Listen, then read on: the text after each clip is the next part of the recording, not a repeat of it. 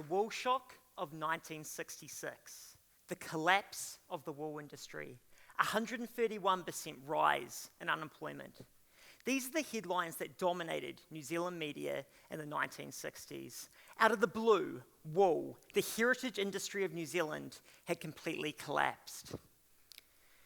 Kia ora koutou katoa. My name is Logan Williams, and I have a vision for the future of agriculture.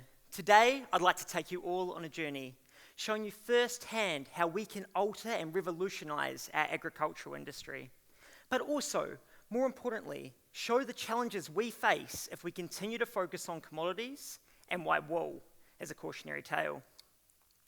Throughout history, wool followed a similar business structure to all agriculture. Hard-working farmers would produce world-class wool that was processed and sold to customers. Let's be clear, our wool was a fantastic product, but it was a commodity, plain and simple. And like all commodities, wool was subject to radical price fluctuations and a constant fight to the bottom between suppliers. See, by definition, a commodity market forces suppliers to produce maximum production at the lowest possible price. So if someone else can do it cheaper, you have no choice but to play along. The wool industry was not totally blind to the risks of a commodity market. They invested in incremental innovation like carpets, upholstery, and clothing, but they failed to create any truly revolutionary inventions. And then DuPont invented nylon, the world's first synthetic fibre. Suddenly, any factory around the globe could produce fabric at a tenth of the price of wool, to any specification and at an industrial scale. Wool as a mega global industry had been disrupted and was now left in a reeling collapse. Since 1966, the wool price has sadly continued to decline, to the point where it now costs $1 New Zealand for a kg of wool. In effect, that means that it costs more to shear the sheep than the price received for the wool. I've heard crazy stories of farmers breeding sheep that either no longer need shearing or in extreme cases burying their wool in the ground. Many people say, wool's an anomaly, it could never happen anywhere else. But I completely disagree. I believe it is the precedent. Half a century on, industry disruption is becoming more and more common, and it's not only in the commodity space. Overnight, new technologies enter the market and turn household brands upside down. From Amazon in retail to Tesla in vehicles and Zoom in the way we communicate, it is now common for startups to create revolutionary inventions that disrupt entire global industries. You may scoff at the likes of impossible meats or synthetic milk, but it is only a matter of time before each and every one of our commodities is disrupted. If we remain flat-footed, we will watch helplessly as the world passes us by and we become a part of history. Therefore, it is essential that we invest ahead of the curve and disrupt ourselves. Right, let's define the future of agriculture. But how? Every overpaid executive in a suit will tell you that the future of agriculture is making the transition from volume to value. But what does that actually mean? And how the heck do we do that? Well, it's simple. We follow a formula. And the formula is this. We pick a market segment, identify the most lucrative brand in that segment, and create a competing product with two key characteristics. It must be price comparable to the leading brand, and it has to have one clear, compelling competitive advantage, whether it's packaging, performance, story, brand, as long as it's a clear differentiator, giving the company a competitive advantage. A company applying this formula in the real world is Zuru. Zuru is an international corporation owned by New Zealanders Matt, Nick, and Anna Mowbray. Zuru had incredible success as a billion-dollar toy company, but wanted to explore other product opportunities. So they looked at Procter & Gamble, one of the biggest consumer companies in the world, and they asked themselves, is there a product in this range that is entrenched market position and could be easily disrupted? And they found one, Pampers. Pampers is the world's #1 nappy brand, with over 40% of the $47 billion market. Pampers has one main competitor called Huggies, which has around 37%. The Mowbrays thought that there was an opportunity here, so they created Rascal and Friends nappies. premium nappies at an affordable price. It worked.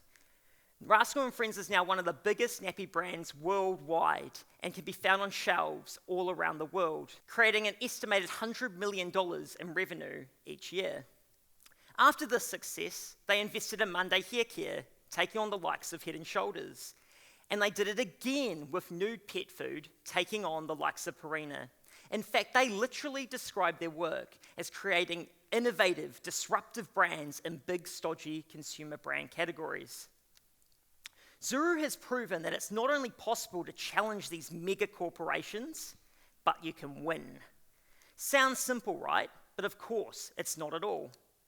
It's one thing for me to stand here and say, just come up with a company with a big difference. It's another thing entirely to actually go out and do it. At the end of the day, talk is cheap. It's all about execution and delivery. And to be honest, I've never created big consumer brands before. I'm not an entrepreneur, I'm an inventor. I've invented polarized contact lenses to treat epilepsy. I've invented a device to destroy methane. I've invented a device to vaporize liquid medication. And I've invented the method to turn Didymo algae into materials. So I asked myself, what is an invention that I could create that would provide a platform for brand owners and product developers right around the world to create innovative, disruptive technologies? And the answer is simple: plastic. Plastic, specifically the plastic that goes into hard products like cladding, furniture, and vehicles, is a major problem. The world has now awoken to the devastating ecological effects of plastic, with an estimated 300 million tons of plastic produced each year. But what if we could replace it? More importantly, what if we could replace it in a way that doesn't require any changes in the supply chain, meaning that we could create a competitive alternative to plastic that was good for both people and planet? So what if we could make these same pellets with the same properties that could go in the same machines and make the same products, but instead of plastic, the pellets were made out of wool? Well, that's exactly what we've done.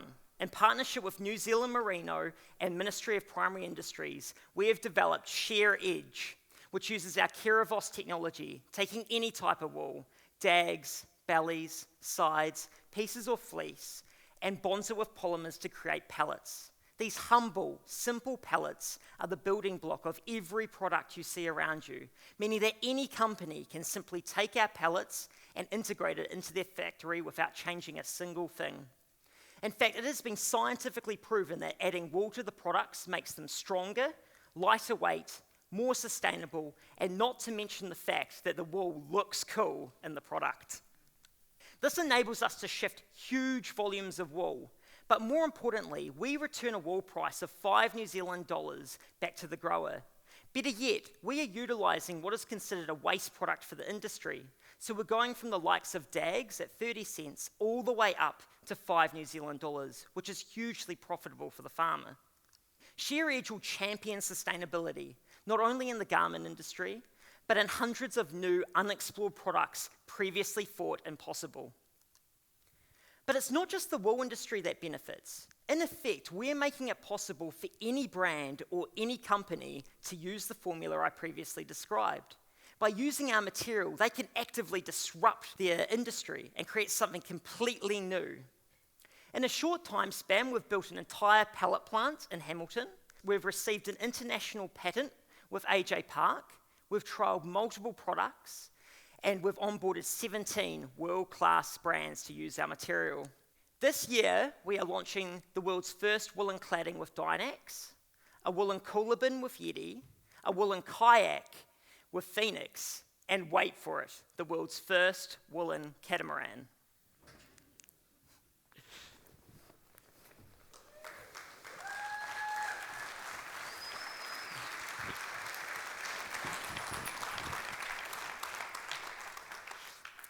One of our boats alone enables us to replace 40 kg of plastic. That is the equivalent of 7,000 plastic bags. Ultimately, these amazing brands that we are partnering with is going to enable us to benchmark our material as a high-end, high-performance brand. I started this talk by describing the collapse of the wool industry.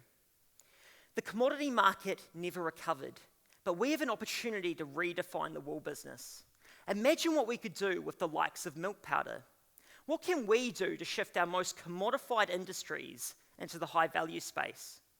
We could reduce vulnerability, increase profits, increase resilience, and maybe, just maybe, tackle one of the biggest problems facing our world today.